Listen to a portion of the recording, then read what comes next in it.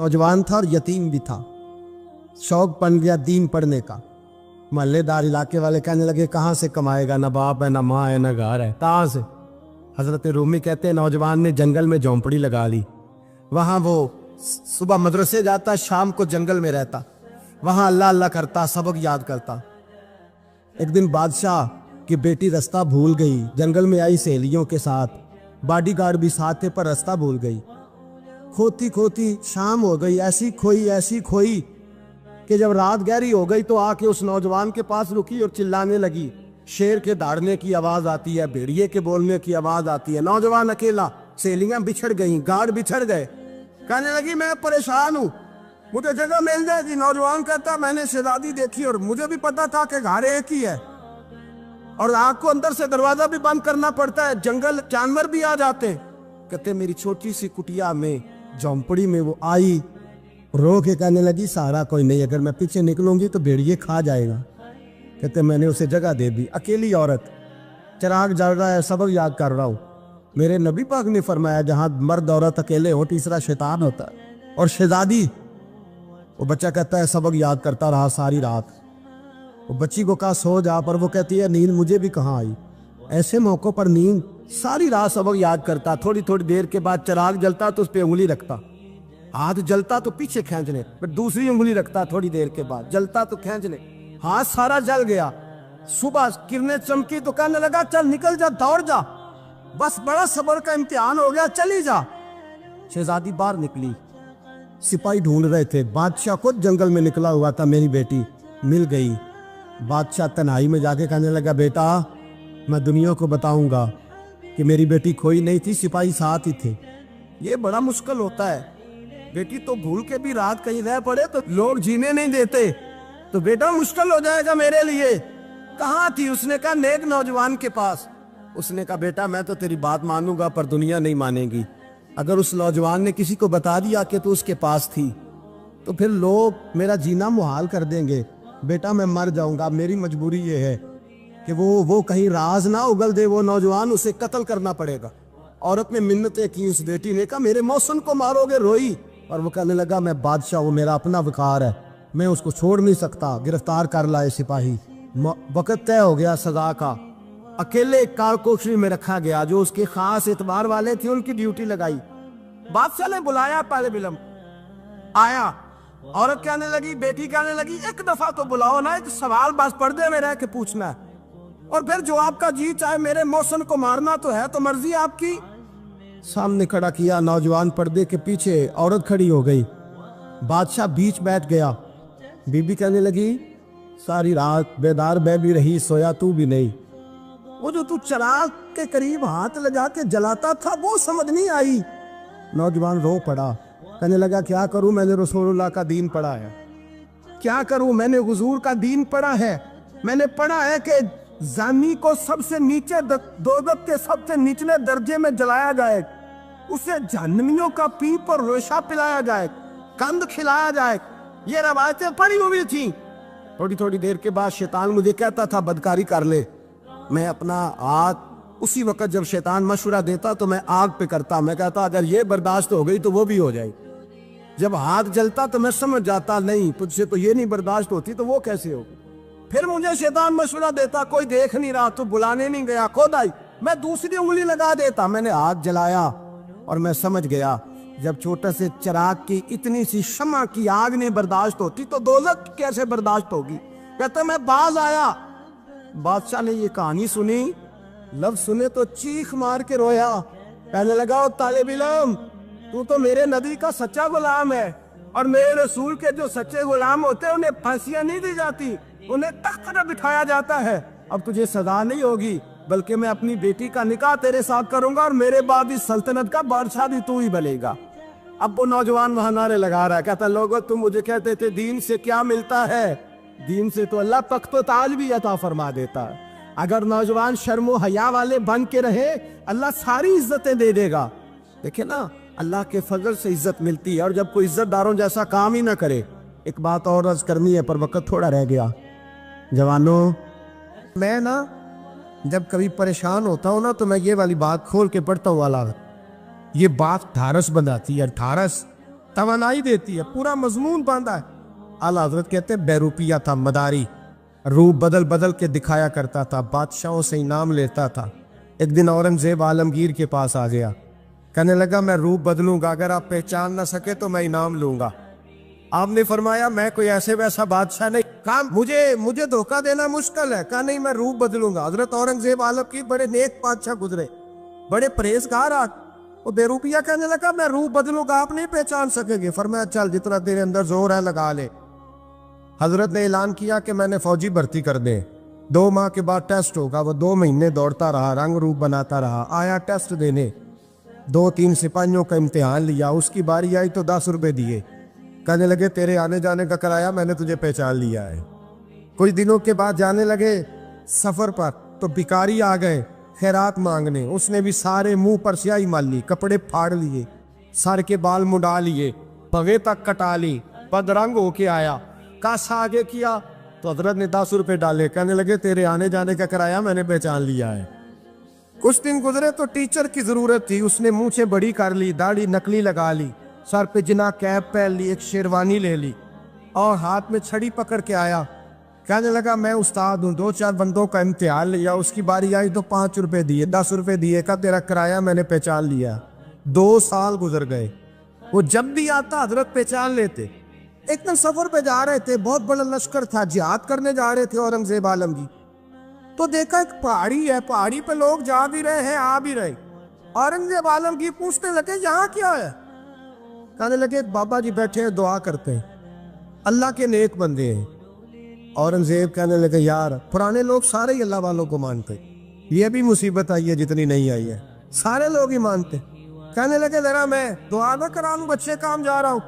اورنگزیب بادشاہ تھے, بادشاہ لوگ نازک مزاج ہوتے ہیں. گھوڑے سے اترے, بڑی مشکل سے پہاڑی پہ چڑھے, اوپر گئے تو لائن لگی ہے. بابا جی غار میں بیٹھے, کہنے لگے میں نے ملنا, میں اورنگزیب ہوں. انہوں نے کہا ہمارا بابا اس طرح کا پیر نہیں کہ امیر آئے تو رنگ اور ہو, غریب آئے تو اور ہو.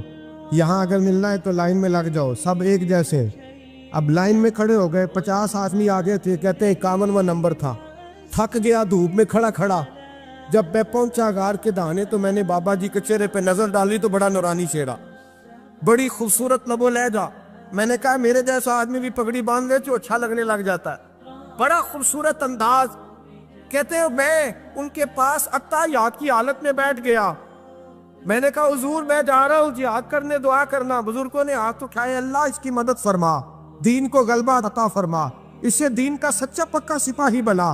پھر تھپکی دی, 2-4 نصیحتیں بھی کر ڈالی. دیکھنا ظلم نہ کرنا, زیادتی نہ کرنا, جب تم جیت کر نہ کرنا, غرور نہ کرنا, نصیحتیں بھی کر دی. کہتے ہیں اب جب میں اٹھا تو 2-4 دینار بطور نذرانہ مسلح کے نیچے رکھے, اور الٹے قدم جب میں غار سے اترا انہوں نے رومال جھاڑا اور اٹھ کے کھڑے ہو گئے. کہنے لگے آج نہیں تو نے پہچانا, آج نہیں تو نے پہچانا, میرا انعام بنتا ہے, آج نہیں پہچانا, لا پیسے.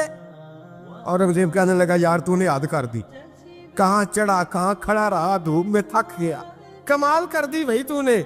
پتا تو کیا لے گا, اب تو جلدی بتا, وہ کتنے لوگ پیچھے دھوپ میں کھڑے ہیں, لشکر سارا کھڑا ہے, کیا لے گا؟ اس نے کہا سب سے قیمتی ہیرے وہ ہے جو تیرے سر کے تاج میں لگے ہوئے, مجھے تیرا تاج چاہیے. او بھائیو سننا اور یاد رکھنا, میرے اعلیٰ حضرت کہتے ہیں بادشاہ نے سر کے اوپر سے تاج اتارا, بہروپیے کے قدموں میں رکھا اور کہنے لگے یہ لے, اور یہ تو تیرا مانگنے پر میں نے دیا ہے نا, میں واپس آتا ہوں تو آنا میں اپنی مرضی سے بھی تجھے دوں گا. تو نے اورنگزیب جیسے بندے کو دھوکہ دیا, آنا میں اس وقت بھی دوں گا. وہ دے کر بس بات ختم ہو گئی, حد ہو گئی. دے کر کہتے ہیں جب میں پلٹا نا واپس, بہروپیے نے آواز دی بادشاہ ٹھہر جا. تو میں نے پلٹ کے دیکھا تو کہنے لگے یہ اپنا تاج لے جا, اٹھا اور لے جا. میں نے کہا 2 سال بیت گئے تجھے محنت کرتے, آج قابو آیا تو لے جاؤ. کہنے لگا لے جا, مسئلہ سمجھ میں آ گیا. میں نے کہا مجھے بھی تو سمجھانا.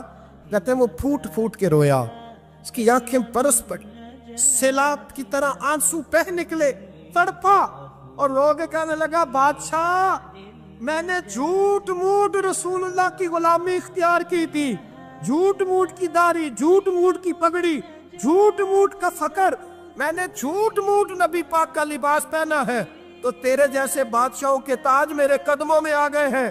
اگر میں سچ مچ رسول اللہ کا غلام بنوں گا تو اللہ کیا کچھ عطا فرمائے، اللہ کتنی نعمتوں سے نوازے۔ میرے اعلیٰ کیا فرماتے ہیں؟ اعلیٰ حضرت فرماتے ہیں فرشتے بھی کرتے ہیں تعظیم میری۔ کون جی؟ اللہ ایسا عقیدہ بھی کم ملے گا جو بریلی کے امام کا عقیدہ ہے، ایسا بھی کم۔ کہتے ہیں فرشتے بھی کرتے ہیں تعظیم میری۔ کیوں؟ فرمانے لگے فدا ہو کے ان پر یہ عزت ملی۔ بغداد کے ایک درویش عالم تھے، تو وہ جب بھی نماز پڑھاتے نا تو کسی تاجر کی 2 بیویوں کے بارے میں دعا مانگتے۔ توجہ ہے میری بات پر؟ نماز پڑھاتے تو کہتے اللہ اس تاجر کی 2 بیویوں کو اپنی خاص رحمتیں عطا فرما۔ ایک دن لوگ ان کے گرد اکٹھے ہو گئے، کہنے لگے بابا جی بتائیں تو صحیح وہ بیویاں کون تھی جن کے لیے آپ دعا مانگتے؟ تو فرمانے لگے میرے شہر کا ایک تاجر تھا، بہت بڑا تاجر تھا، مالدار تھا پر بے اولاد تھا۔ اسے بغداد سے ملک شام جانا پڑتا تھا تجارت کرنے، اور کئی مہینے اسے شام کے ملک میں رہنا پڑتا تھا۔ اس نے اس طرح کیا کہ وہاں بھی ایک شادی کر لی۔ توجہ ہے نا میری بات پر؟ کیا کر لیا اس نے؟ دوسری شادی کرنا مرد کے لیے جائز ہے، تیسری کرنا بھی، چوتھی کرنا بھی بھیا کے وقت، مگر اگر انصاف کر سکے تو۔ اگر چاروں میں ہم نہ آدھا مسئلہ سنتے ہیں اور آدھا ہی بیان کرتے ہیں، اگر انصاف نہ کر سکے پھر اس کے لیے 4 جائز، پھر وہ ایک ہی رکھے گا۔ تو عزیز دوست دوسرا نکاح کر لیا، شادی ہو گئی، اب وہ وہاں کچھ زیادہ وقت گزارنے لگا، مالدار آدمی تھا، بیوی کو مکان بھی لے کے دے دیا۔ اب وہ دیر سے آتا واپس، اور جب آتا بھی تو اس کے وہ والے انداز نہ ہوتے جو پہلے ہوا کرتے تھے۔ اب بیوی سے بڑا جاسوس بھی کوئی نہیں ہوتا، اس کو تو پہلے پتہ چل جاتا ہے کہ ماجرا کیا ہے، اسے بڑی خبر ہوتی ہے۔ تو اس نے محسوس کر لیا کہ بدلے بدلے سے میری سرکار نظر آتے۔ وہ کہنے لگی اب کہ جب آتا جاتا ہے تو اس کے حالات کچھ بدلے بدلے سے ہیں، ماحول کچھ اور ہے۔ اس نے ایک بوڑھا آدمی جو اس کا عزیز بھی تھا اور سمجھدار بھی تھا اس کو تیار کیا، کہنے لگی اب کہ جب ملک کے شام جائے نا تو اس کا پیچھا کرنا اور خبر کرنا کہ کہاں رہتا ہے، کہاں جاتا ہے، کیا کرتا ہے۔ وہ بوڑھے بزرگ جو تھے وہ خاتون کے کہنے پر کچھ اس نے کرایہ بھی دیا، وہ اس تاجر کے پیچھے گئے اور واپس آ کے خبر دی، کہنے لگے کہ یہ تو 2-3 سال بیت گئے، اس نے وہاں بھی شادی کی ہوئی ہے، تجھے بتایا ہی نہیں۔ بیوی بڑی سمجھدار تھی، حوصلہ مند، زیرت، اس نے شور نہیں مچایا۔ اس نے کہا کہ میں نا اب جب آئے گا نا تو طریقے سے بات کروں گی اور پوچھوں گی کہ ایسا کیوں کیا، اور یہ بھی اس نے آ کے بتایا کہ اگر تیرے ساتھ نکاح کے بعد اسے اولاد نہیں ملی تو اولاد وہاں بھی کوئی نہیں، یہ مکمل تفصیلات۔ اب جب اس دفعہ خامند آیا تو آتے ہی وہ بیمار ہو گیا، کمزور ہونے لگا۔ اب خاتون نے مناسب نہیں سمجھا کہ آتے ہی دھڑام سے میں اس کے سر پر یہ بت یہ ٹھوڑ دوں کہ تو نے نکاح کیا ہوا ہے اور مجھے بتایا نہیں۔ وہ ذرا تسلی میں رہی، کچھ وہ بیمار تھا، حوصلہ رکھا، خدمت کرتی رہی۔ کچھ دن گزرے تو وہ تاجر انتقال کر گیا، فوت ہو گیا۔ اب راز کھل نہ سکا، عدت گزاری، اور جب سارا مال جمع کیا نا تو اشرفیوں کی بوریاں بھر گئی، سارا مال اس بی بی کا، 4 بوریوں میں اشرفیاں، 4۔ یہاں تو پیٹ کا دوزخ ہے، معاذ اللہ، بھرتا ہی نہیں۔ حل من مزید، حل من مزید۔ وہ جو کہتے تھے نا کہ بس باہر چلا جاؤں اور باہر میں کچھ تھوڑے سے پیسے کما کے 2-3 سال میں لوٹ آؤں گا، پھر یہاں آ کے کوئی کاروبار کروں گا، وہ گئے ہیں تو واپس نہیں آئے۔ وہ جو کہتے تھے نا بس میں نے اتنا سا کاروبار کرنا ہے کہ مکان بن جائے، انہوں نے 4 مکان بھی بنا لیے ہیں، لیکن بریک حل من مزید کی دوڑ ہے۔ اب 4 بوریاں اس عورت نے چھپائے رکھی، کوئی بندہ نہیں جانتا بغداد میں کہ ملک کے شام میں تاجر کی دوسری بیوی بھی ہے۔ جب وہ فارغ ہوئی تو اس نے اس بوڑھے جاسوس کو پھر بلایا اور 2 بوریاں اونٹ پہ رکھی، خود بھی ساتھ بیٹھی اور ملک شام گئی۔ اللہ اکبر۔ وہ بزرگ کہتے ہیں میں ایسے نہیں دعا کرتا، اس کو جا کے کہنے لگی میں اکیلی وارث نہیں ہوں، آدھے کی وارث تو بھی ہے، میں اکیلی وارث نہیں، یہ تقسیم وراثت ہے، آدھی کی وارث تو بھی ہے، تو رکھ اپنے پیسے، مجھے پتہ ہے اس نے نکاح کیا تھا پر مجھے بتایا نہیں تھا، تو رکھ اپنے پیسے، میں تجھے دے رہی ہوں، آدھے تیرے ہیں آدھے میرے ہیں۔ اس نے نظر اٹھائی تو رو پڑی، کہنے لگی نہیں اب یہ سارے تیرے ہی ہیں، اگر تو اللہ سے ڈرتی ہے تو میں بھی رب سے ڈرتی ہوں، اگر تو مصطفیٰ کریم کا کلمہ پڑھتی ہے تو میں بھی اسی نبی کی ماننے والی ہوں۔ کہا بات کیا ہے، میرا کیوں ہے سارا؟ تو وہ خاتون کہنے لگی وہ 2 سال 3 سال سے میرے ساتھ نکاح تھا، اور اس نے بتایا تھا مجھے کہ میری بیوی بھی ہے، اور میں غریب تھی تو میرے والدین کو بھی بتایا تھا کہ میری دوسری شادی ہے۔ یہ مکان اس نے مجھے لے کے دیا تھا، میرے تمام اخراجات وہ پورے کرتا تھا، نان و نفقہ کا خیال رکھتا تھا، لیکن اب کہ جب وہ آیا تو وہ بیمار تھا۔ اس نے مجھے بتایا کہ مجھے طبیب نے بتایا ہے کہ میں شدید بیمار ہوں، شاید بچ نہ سکوں۔ تو کہنے لگی وہ مجھے کئی لاکھ روپے بھی دے گیا، اور جاتے دفعہ مجھے طلاق بھی دے گیا، فارغ کر گیا۔ کہنے لگا تو جہاں چاہے میرے بعد نکاح کر سکتی ہے، اور کہنے لگا میں چاہتا تھا پہلی بیوی کو بتا دوں، موقع نہیں بنا، اور اس کا دل نہ ٹوٹے، بتا نہیں پایا، لہذا وہ مجھے ڈھیر سارے پیسے دے چکا ہے، سارا میرا حصہ مجھے پہلے سے دے چکا ہے۔ میری بہن اب یہ 4 بوریوں میں سے 2 میری نہیں بلکہ 4 کی 4 ہی تیری ہے، تو ہی اس کی حقدار ہے۔ تو بزرگ کہتے ہیں مجھے بتاؤ جن کے اندر اس قسم کے تقوی کی جھلک ہو ان کے لیے ہر نماز کے بعد دعا مانگنی چاہیے کہ نہیں مانگنی چاہیے؟ حضرت عمر کے زمانے میں ایک نوجوان تھا، نیک تھا، مسجد جایا کرتا تھا رات کو۔ تو مسجد جا رہا تھا تو رستے میں ایک عورت نے دعوت گناہ دی، ابن عساکر نے اس کو لکھا ہے۔ تو نوجوان تھا، خواہشات تھی، کچھ طبیعت مائل ہو گئی، ابھی ادھر جا ہی رہا تھا کہ کسی نے آیت پڑھ دی والی من خاف مقام ربی جنتان، جو رب کے سامنے کھڑے ہونے سے ڈرے گا اللہ 2 جنتیں دے گا۔ واقعی ڈر گیا، وہ واقعی ڈر گیا، اتنا ڈرا کہ بے ہوش ہو کے گر پڑا۔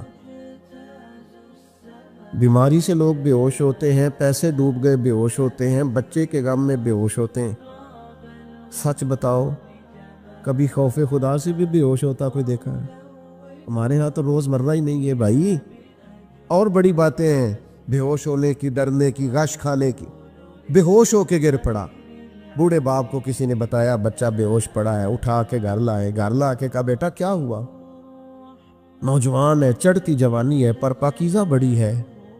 کہنے لگا ابا جی گناہ کی طرف چلا گیا تھا، پر میں نے آیت سن لی جو اللہ کے سامنے کھڑے ہونے سے ڈرے گا رب 2 جنتیں دے گا۔ میں ڈر گیا تھا، رب واقعی 2 جنتیں دے گا۔ باپ رو پڑے، ابا جی کی آنکھوں میں آنسو آئے اور کہا پتر اللہ بڑا مہربان ہے، اس کے وعدے سچے ہیں، واقعی 2 جنتیں دے گا۔ اس نے پھر ایک چیخ ماری اور اس طرح کی ماری کہ اس کی روح ہی پرواز کر گئی، روح ہی پرواز کر۔ کشتگان خنجر تسلیم را، عشق کی خنجر سے قتل ہو گئے لوگ۔ صبح حضرت عمر کو پتہ چلا کہ انہوں نے تو رات جنازہ بھی پڑھ دیا، تدفین بھی کر دی۔ جناب عمر فرمانے لگے اتنا نیک نوجوان خوف خدا سے دنیا سے چلا گیا، مجھے کیوں نہیں بلایا میں جنازہ پڑھتا؟ فاروق اعظم فرما رہے ہیں میرا شوق تھا میں اس کا جنازہ پڑھتا۔ کہ حضور